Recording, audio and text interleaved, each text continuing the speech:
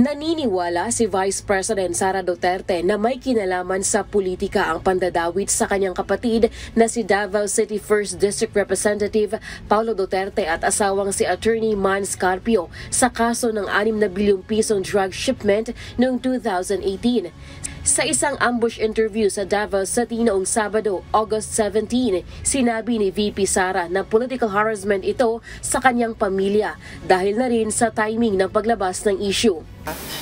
Lahat ito ay political harassment, political attacks. Nakikita niyo naman, lumabas siya nung umalis ako sa DepEd, lumabas siya nung nagsasalita na ako kung anong dapat ginagawa natin para sa ating bayan. Ipauubaya na umano niya sa kanyang kapatid at asawa ang pagsagot sa issue. Nauna nang sinabi ni Congressman Paulo Duterte na walang basihan ng mga akusasyon laban sa kanya.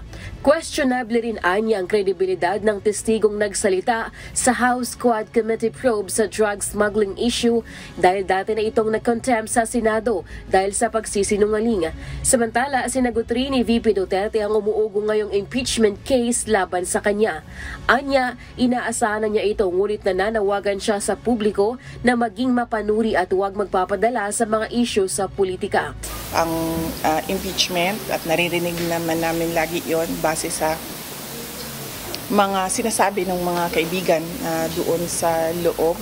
Expected na natin yan dahil mainit nga ang politika ngayon dito sa ating bayan. Pero inuulit ko, sana ay hindi madala ang ating mga kababayan sa ingay ng politika. Muli ring sinabi ni VP Sara na hindi na sila nagkakausap ni Pangulong Ferdinand Marcos Jr.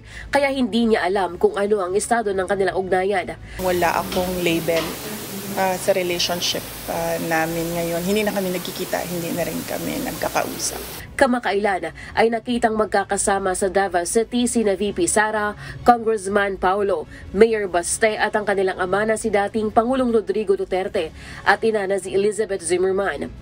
Ayon kay VP Sara, natalakay nila ang planong pagpapadrug test bilang tugon sa mga hamon, ngunit wala umano silang pinag-usapan tungkol sa politika. Lelaine Moreno, humahataw sa Balita Ngayon.